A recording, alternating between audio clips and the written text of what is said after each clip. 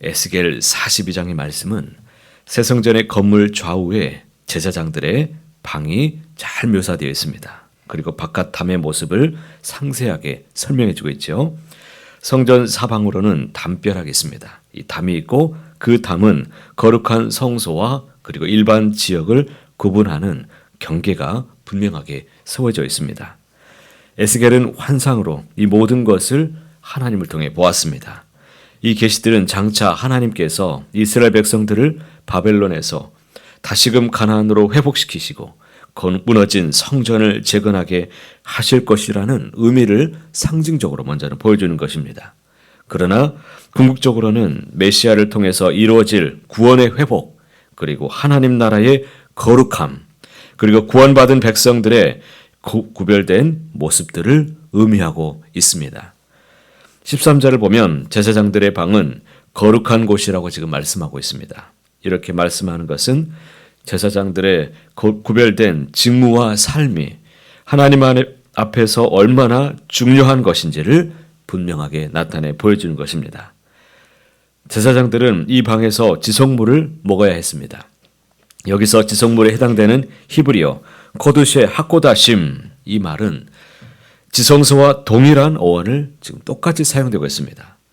또 거룩한이라는 이 어원을 반복적으로 지금 계속 사용되고 있는데 이것은 최상급의 의미를 담아주고 있습니다. 따라서 이 지성물을 먹는 이 방은 가장 거룩한 곳이다라는 그런 의미를 갖고 있습니다. 제사장의 방이 이렇게 중요한 또 다른 이유가 무엇이냐면 이 방이 제사에 바쳐지고 난 후에 제사장의 몫으로 남겨진 소제와 속죄제, 석건제의 제물을 보관하는 장소에 또 상징적인 의미도 있기 때문입니다. 이것은 하나님께 드리는 제의와 같은 종교적인 측면만이 아니라 하나님의 일을 하는 사람이 자신의 생활을 위해서 먹고 마시는 육체적인 행위도 거룩하여짐, 거룩한 이런 모든 것을 담아내고 있다는 것입니다. 예배와 같은 종교적인 행위만이 아니라 거룩한 삶을 추구하고 거룩한 삶에 자신의 일생을 드리는 사람의 일상적인 모든 삶이 곧 먹고 사는 것 또한 거룩하다는 것을 보여줍니다. 어제 저녁에 그렇게 라면이 땡기는 그런 것입니다. 그래서 라면을 먹는데 스프를 반절을 덜어냈더니 맛이 없습니다. 이런 생각을 가지면서 내가 지성소에 거룩한 것을 내가 지금 먹고 있는데 내가 쓸데없는 생각을 한다. 이 말씀 묵상 중에 그런 생각까지도 가져보았습니다. 불평하지 말고 주면 주는 대로 먹고 뭐든지 시키면 시키대로 하자. 이런 마음을 또 간절하게 먹어보았습니다. 15절부터 시작되는 성전의 외곽담, 측량 부분에서 20절의 결론은 이 성전의 담의 기능은 거룩한 것과 속된 것을 구별하는 것이라고 분명하게 말씀합니다. 그런데 이러한 표현은 담 안은 거룩한 것이고 그 바깥은 거룩하지 않다라는 이원론적인 그런 사고를 말하는 것이 아닙니다. 즉 담 안에만 거룩한 것이고 담 바깥은 거룩하지 않기 때문에 그냥 살아도 되냐? 그것이 아니라는 겁니다. 담 안의 삶만이 아니라 담 안에만 거주해야 된다는 그런 뜻도 아닙니다. 20절에 거룩하는 것이다. 구별하는 것이다. 라는 이 말씀이 있죠. 구별하는 것이더라. 라는 이 해당하는 히브리어는 창세기 1장에서 4번이나 사용되고 있습니다. 빛과 어둠, 그리고 궁창의 물과 궁창 아래의 물, 낮과 밤, 다시 빛과 어둠을 나누는 내용과 관련되어서 사용되었던 단어입니다. 다시 말하면 창조주 하나님께서 질서가 없는 혼돈의 세계에서 하나님의 질서에 따라서 생명력을 만드시고 제대로 기능을 할 수 있도록 하는 것에 하나님께서 초점을 두고 계신다는 것을 기억하십시오. 새 성전의 외곽담이 외부 세계와 성전 안을 구별한다라는 것은 하나님께서 새롭게 세우실 질서와 재창조에 관한 메시지를 전달하는 것이라고 말할 수 있습니다. 에스겔서의 1차적인 독자들은 바벨론 포로로 끌려온 유대 공동체였습니다. 그들의 성전은 불탔고 나라를 잃었으며 타국으로 끌려와 살아가는 비참한 형편에 처한 사람들입니다. 이런 그들에게 솔로몬의 성전보다 더 크고 영광스러운 면모를 분명하게 보여주고 있습니다.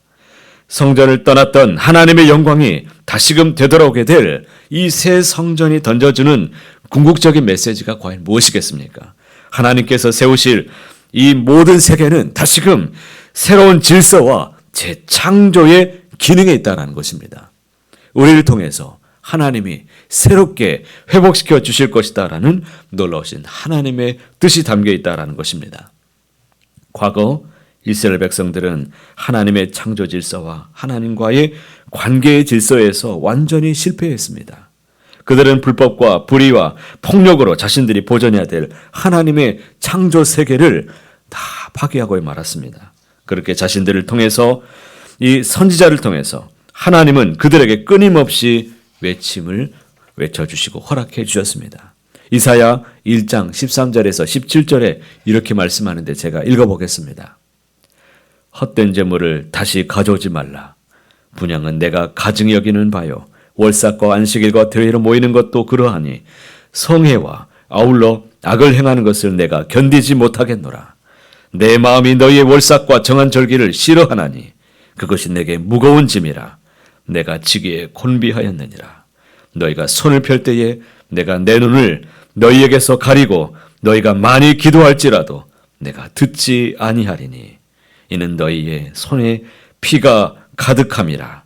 너희는 스스로 씻으며 스스로 깨끗하게 하여 내 목전에서 너희 악한 행실을 버리며 행악을 고치고 선행을 배우며 정의를 구하며 학대받는 자를 도와주며 고아를 위하여 신원하며 과부를 위하여 변호하라 하셨느니라. 오늘 말씀을 통해서 주 안에서 왕같은 제사장으로 우리를 부르셔서 단박에 세상에서 창조 질서를 회복하고 하나님의 정의와 평화로 하나님의 나라를 회복하기를 원하시는 하나님의 마음을 우리가 분명히 볼 수가 있습니다. 따라서 우리가 어떻게 거룩한 존재인지 또 우리가 존재하는 사회와 이웃 앞에서 그 거룩함을 어떻게 나타내어야 되는지 말씀 앞에서 되돌아보는 오늘 귀한 날 하루가 되시기를 간절히 소망합니다. 하나님이 두신 나의 삶의 자리에서 나의 거룩함은 어떻게 표현되고 있으십니까? 우리의 나라, 우리의 사회, 우리의 이웃, 그리고 자연 속에서 구체적으로 나타나고 기도하시길 바랍니다. 횡단보도를 지나가는 것, 그리고 자연 속에서 휴지 하나 짚는 것, 모든 것이 다 포함이 됩니다. 다 우리가 거룩함을 담아내야 될 모습들입니다. 우리의 참 신앙은 교회 안에서 이 모습이 아니라 교회 밖에서 살아가는, 또 가정에서 사회에서 살아가는 모습이 진짜 내 신앙의 모습입니다. 우리가 개인적인 거룩함만을 중요시한 결과 편협한 거룩의 담벼락 안에서 거주하여 정의와 공의가 무너지고 소외당하는 이웃의 고통과 눈물을 외면하고 있지는 않은지 우리가 되돌아봐야 될 때인 줄 믿습니다. 가까운 우리 공동체 안에 형제 자매도 돌아보시기 바랍니다. 무너져가는 한국 교회를 고치시고 이 땅 위에 하나님의 정의와 공의가 회복될 수 있도록 하나님의 나라의 참된 질서와 평화가 강같이 흐르게 하는 주의 백성이 다 되시길 바랍니다.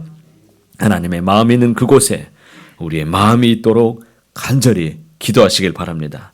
오늘 우리가 말씀 앞에서 회복해야 될 거룩의 참된 모습은 어떻게 나타내야 될 것인지 간절히 기도하시고 기쁨이 넘치는 귀한 날 되시기를 간절히 소원합니다.